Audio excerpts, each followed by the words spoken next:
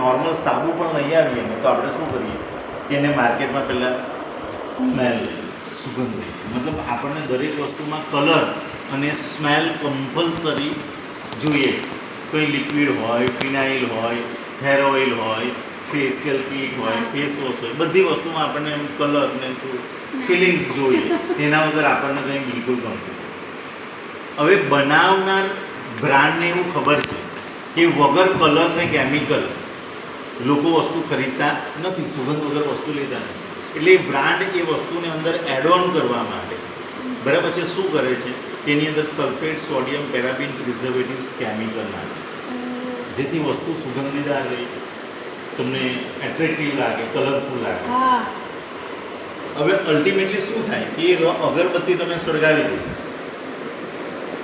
ખાધી તો નથી પણ એનો ધુમાડો અંદર જાય, શ્વાસથી લંગ્સમાં જતો રહે, તો લંગ્સની અંદર એ ટ્યુબરક્લોસિસ, અસ્થમેટિક જેવી પ્રોબ્લેમો થઈ.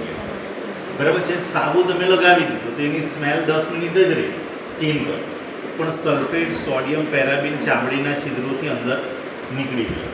નહીં નીકળી ગયું તો તરત નહીં પણ 8-10 વર્ષ પછી સોરાઇસિસ, બરાબર છે, લ્યુકોડર્મા, આ બધી બીમારીઓ જોવા મળે.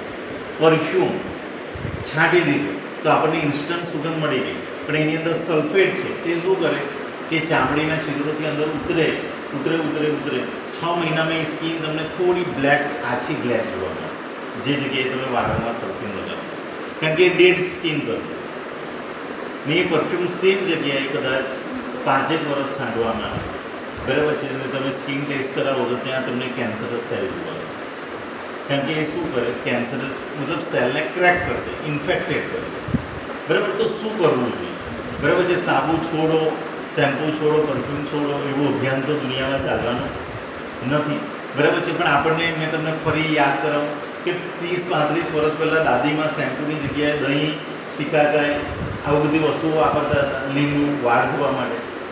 તો વાળ બી એમના 60 વર્ષ સુધી તપતા અને બ્લેક રહેતા, વ્હાઇટ થવાની શક્યતા નહોતી. મતલબ કુદરતી વસ્તુમાં કંઈક તો ક્વોલિટી હતી. તો અમે શું કર્યું કે એ વસ્તુને ટ્રાન્સફોર્મ કરવાનું પ્રોસેસ. જેમ કે આ તમારી સામે બરાબર છે શેમ્પૂ છે, પણ એ એવોકાડોના અર્કમાંથી બનેલું. તેવી રીતે આ શેમ્પૂ છે તો આ લીંબુના અર્કમાંથી બનેલું. તેવી રીતે કંઈક વસ્તુ તમે જોશો તો સિકાકાઈમાંથી બનેલું છે, કોઈક વસ્તુ તમે જોશો બરાબર છે તો લીંબુના ફૂલમાંથી બનેલું છે. મતલબ જેનાથી વાળ ક્લીન થઈ શકે પણ સ્કિનને નુકસાન ના પહોંચે એવી વસ્તુઓમાંથી એ વસ્તુને બનાવો. બરાબર છે. જેવી રીતે નીમ સોપ છે, હે ક્યાં સર? બરાબર. તો એક સાબુ છે, તેની અંદર અમે શું કર્યું, લીમડો, તુલસી, ફુદીનો, બરાબર છે, કોકો બટરનો અર્ક નાખ્યો, એને સાબુનું સ્વરૂપ આપીને બોક્સમાં પેક કર્યું.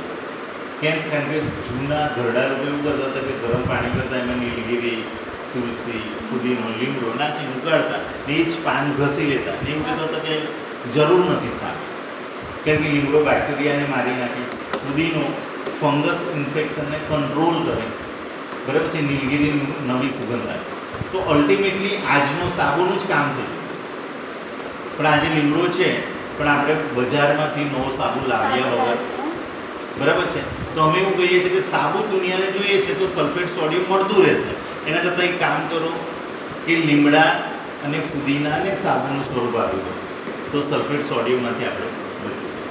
તો આ દરેક વસ્તુઓ જે ટેબલમાં પર્સનલ કેરની દેખાય છે, એમ તો અમારા પાસે 350થી વધારે વસ્તુઓ છે, બરાબર છે, સમજાવી શકાય એટલી નથી, બરાબર, ને ટેબલ પર મૂકી શકાય એવી નથી, પણ આ એક સેમ્પલ તરીકે મેં તમને બતાવી રહ્યો છું. તેવી રીતે આ ફેશિયલ કીટ છે, બરાબર છે, પણ એ એપ્રિકોટ પપૈયામાંથી બનાવેલી છે. તેવી રીતે આ ફેસ વોશ છે, બરાબર છે, પણ આની અંદર ગાજર, લીમડો અને કાકડીનો અર્ક છે. તેવી રીતે કંઈ પણ વસ્તુ તમે જોશો. આ ગેનોડરમાં ટૂથપેસ્ટ છે, પણ આની અંદર મશરૂમ, લાલ મશરૂમ, જે હિમાલયન મશરૂમ કહેવાય, બરાબર છે, જે તમારા દાંતો ઉપર તમે ઘસો સ્કિન પર તો એ સેલને રિપેર કરે અને હાલતો દાંત હોય તો એને મજબૂત કરે, દુખવાનો બંધ થાય. મારી મમ્મીના નથી દુખતા, બરાબર છે. મોંમાં દુર્ગંધ હોય, પાઇલ્સ હોય એ પણ રિપેર, કારણ કે એનું કુદરતી કાર્યક્રમ જ એવો છે, બરાબર છે. તો આ રીતે આ બધા પર્સનલ કેરના વસ્તુઓ આપણને મદદ કરે છે, જેથી કરીને તમે એને સ્વિચ કરી શકો. એમાં બધી જ વસ્તુ આવી ગઈ. અમારી પાસે બહુ મોટી રેન્જ છે, બરાબર છે, લાઇનર, લિપસ્ટિક, કોમ્પેક્ટ પાવડર, બરાબર છે, કંઈ પણ તમે વિચારો, શેમ્પૂ, ફ્લોર ક્લીનર, આ તે જે પણ તમે ક્રીમ, વોટીવર જે પણ તમે બાથરૂમની કે પર્સનલ કેરની દુનિયામાં વાપરો છો એ તમામે તમામ પ્રોડક્ટો છે. ફેર એટલો છે કે એનું તમને મોડર્ન પેકિંગ જોવા મળશે, પણ એની અંદર તત્વો એ છે જે 40, 50, 45 વર્ષ પહેલાં આપણા દેશની અંદર નેચરલી વપરાતા. આ રીતે આવે છે. બરાબર છે. ત્રીજી વસ્તુ પર આવી જાઉં, લાસ્ટ વસ્તુ કે પર્સનલ કેરની વસ્તુ આપણે વાપરી છે શું, બરાબર, ડિસ્પોઝ બી નહીં ઓકે તો જેટલી બી પર્સનલ કેરની વસ્તુ વાપરી એટલે મેં તમને કીધું કે આપણે બહારથી જે વસ્તુ ફૂડ ખાતા તો અલ્ટિમેટલી આપણા બોડીમાં એસેન્સ કેમિકલ તો ગયા છે, બરાબર છે ને. એ જ્યારે ડિસ્ટર્બન્સ પેદા કરે તો આપણે એને બીમારી કહીએ છીએ. જેમ કે આપણે કેમિકલવાળી ચા પીતી 8-10 વર્ષ થઈ ગયા તો પછી આપણે કહીશું એસિડિટી છે. તેવી રીતે એક નામ આપીશું, એક લેબલ આપીશું. એકચ્યુઅલી કુદરતી કાર્યક્રમ ડાયજેસ્ટ બરાબર કર્યો પણ એને આપણે ડિસ્ટર્બન્સ કર્યું, આંતરડા ઉપર કેમિકલ રેડી ને પછી આપણે એને એક નામ આપ્યું કે આ એસિડિટી છે, ડાયજેસ્ટ થતું નથી, પેટમાં ગેસ નથી, બરાબર છે ને. આપણે એની ટ્રીટમેન્ટ કરાવી. તેવી રીતે કોલેસ્ટ્રોલવાળું તેલ ખાધું બોડીમાં કોલેસ્ટ્રોલ આવ્યું, બરાબર છે, તો ડૉક્ટર કહે છે કે બ્લોકેજ છે, તો પછી આપણે એનું ઓપરેશન કરાવીએ. તો અમે એવું કહીએ છીએ કે બોડીને જે તમે નેચરલ કાર્યક્રમથી ડિસ્ટર્બ કર્યો, બરાબર છે, તો એને ફરી નેચરલ લેવલ પર તમે લાવો. બીમારીના ઈલાજ માટે એલોપેથિક દવાઓ કે ઓપરેશન ના કરાવો. કેમ? કારણ કે કંઈ પણ એલોપેથિક દવાઓ વાપરીશું તો એ પણ કેમિકલ છે. તો મૂળ વાતમાં આપણે આપણી બોડીને ડેમેજ જ કરવાના છે, બરાબર છે. જેમ કે સુગરવાળો વ્યક્તિ 300-400 સુગર આવે છે તો એ ગોળી ખાશે, 500 mg, 700, 750 mg ની ગોળી ખાશે. તો એ ઇન્સ્યુલિન નામનું કેમિકલ છે અમારી મેડિકલ ડૉક્ટરોની ભાષામાં. તો એ શું કરે છે કે તમારું સુગર લેવલ સ્પાઇક થતું હોય તો તેને કંટ્રોલ કરીને 180 બતાવે. તો આપણે ખુશ કે દવા કામ કરે છે, ઇન્સ્યુલિન કંટ્રોલ થાય છે, સુગર કંટ્રોલ થાય છે. પણ એ ઇન્સ્યુલિન એટલું સોલિડ છે, કેમિકલ એટલું સોલિડ છે કે એ સુગરને કંટ્રોલ કરવામાં હાર્ટને પમ્પિંગ કેપેસિટી ભૂલાવી દે છે. તો એ મેડિસિન આપણે વારંવાર 6 મહિના 1 વર્ષ લઈએ તો 1 વર્ષ પછી સેમ વ્યક્તિનું સુગર કંટ્રોલ થાય પણ એ વ્યક્તિને બીપીની ગોળી ચાલુ થઈ, પ્રેશરની ગોળી ચાલુ. તમે કેટલાય સુગરવાળા લોકોને તમે જોશો જે રેગ્યુલર સાંજ સવાર જો સુગરની ગોળી ખાતો હોય તો એને 1 વર્ષ પછી તમે મળશો તો 100% એ વ્યક્તિનું બીપી ડિસ્ટર્બ હશે. અથવા એવું કહેશે કે સુગર બરાબર છે પણ થોડી બીપીની ગોળી હમણાં ચાલે. જાણો છો એ જાણતા જ. હવે સુગર બીપીની ગોળી તમે 2 વર્ષ ચાલુ રાખો તો પ્રોબ્લેમ શું થાય છે કે ઇન્ટેસ્ટાઇન અને કિડનીની બીમારી થવા લાગે. મતલબ કોઈ એવું કહેતું નથી ઇન્ટેસ્ટાઇન અને કિડનીની મને બીમારી છે, પણ એવું કહેશે કે ના હમણાં સુગર બીપી કંટ્રોલ છે પણ પહેલાં જેટલું ખવાતું નથી, બહુ પચતું નથી, સાંજે ડાયજેશનનો ઇસ્યુ છે, કોન્સ્ટિપેશન રહી છે, કારણ કે કિડની ડીએક્ટિવેટ થતી જાય છે. કારણ કે જે કેમિકલ આપણે અંદર નાખીએ છીએ એને ફિલ્ટર કરવાનું નવું કામ કિડની પર આવી ગયું છે, તો એ કિડની એટલું રિસ્પોન્સ આપણને આપે છે, બરાબર છે. એનો મતલબ કિડની ટોક્સિનને સંગ્રહવા લાગશે. 4-5 વર્ષ પછી તમે સોનોગ્રાફી કરાવો તો કિડનીમાં તમને સ્ટોન જોવા મળશે. તો અલ્ટિમેટલી હતું કોઈ નહીં, એક સુગર હતું પણ તેમાંથી 3-4 ટેબ્લેટ અને આપણે સર્જરી તરફ જતા. અમે શું કહીએ છીએ કે નીમ વાપરો. જેમ કે આવી એક ડબ્બી છે જેના ઉપર નીમ લખેલું છે, તો નીમ ઇન ધ સેન્સ લીંબોડીને પીલીને અમે તેલ ભેગું કર્યું ને તેલના 3 ટીપા એક નાની કેપ્સ્યુલમાં અમે ભરી દીધું. હવે એ શું કરે છે 350 સુગરને કંટ્રોલ કરીને 150 પર લાવી. પણ ફેર એટલો છે કે હૃદયને ડિસ્ટર્બ નથી કરતું, કારણ કે લીમડાનો અર્થ છે તો એને કોઈ બ્લડ જોડે કે કોઈને ડિસ્ટર્બન્સ કરવા જોડે કંઈ મતલબ રહેતો નથી. નેચરલ ઉલટી કે સ્કિનની બીમારી હશે તે પણ રિપેર કરશે, બોનસ. પણ ડાયાબિટીસને કંટ્રોલ કરશે. હવે કેમ એવું કર્યું? તો જૂના લોકો એવું કહેતા હતા કે જેમને ડાયાબિટીસ છે એને લીમડાનો પાલો છૂંદો અને એને લોટામાં બોળી રાખો અને ફિલ્ટર કરીને એકાદ ગ્લાસ પીવડાવે તો એનું ધીરે ધીરે સુગર બેલેન્સ થાય. પણ આજનો કોઈ ડાયાબિટીસવાળો વ્યક્તિ હોય એને આપણે એક ગ્લાસ લીમડાનો રસ પીવડાવી દઈએ થઈ જાય બેન? નથી ચાલતું હોય.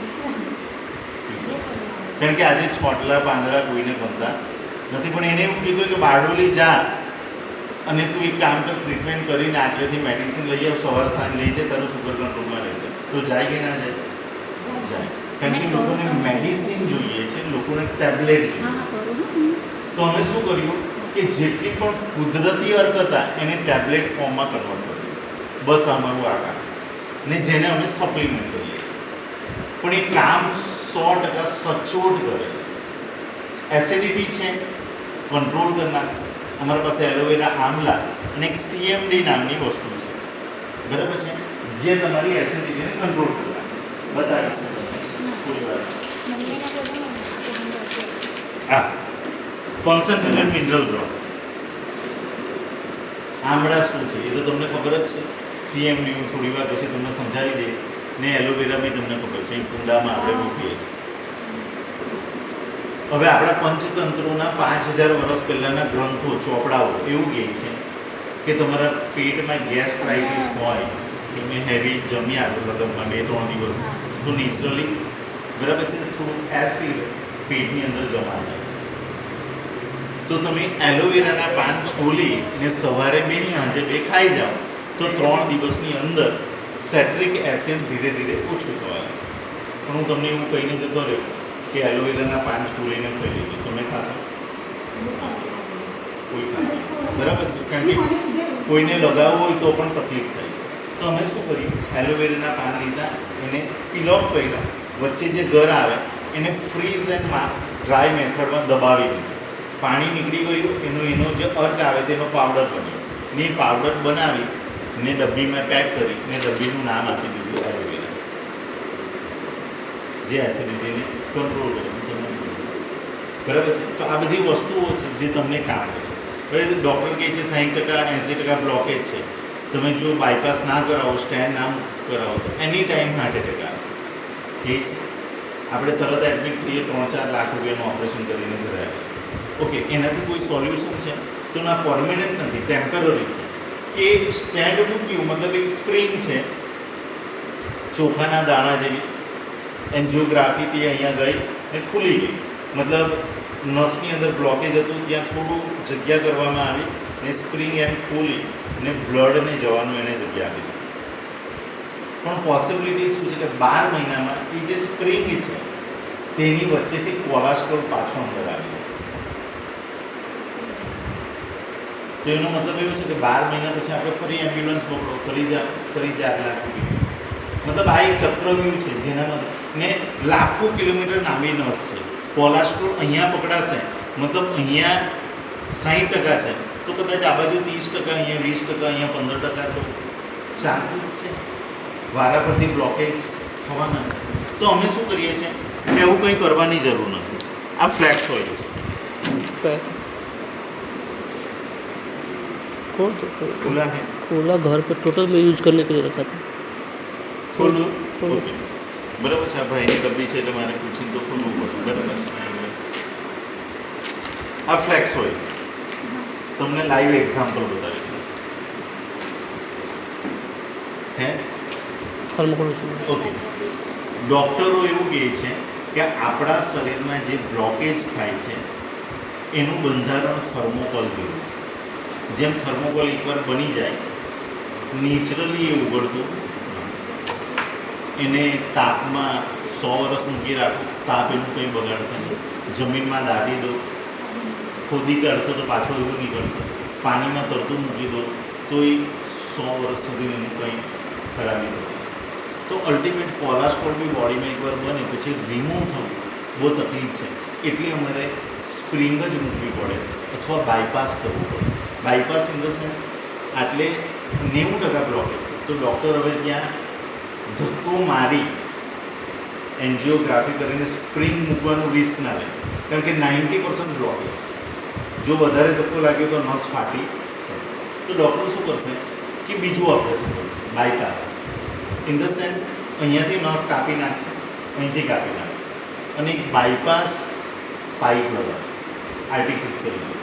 મતલબ બાયપાસ રોડ જે ગામની બહારથી નીકળે છે તેવી રીતે આ બાયપાસ, બરાબર છે. તો અમે એવું કહીએ છીએ કે બાયપાસની પણ કરો. કેવી રીતે હું તમને બતાવું છું. તમારા હાથમાં પકડો થર્મોકોલમાં, બરાબર છે.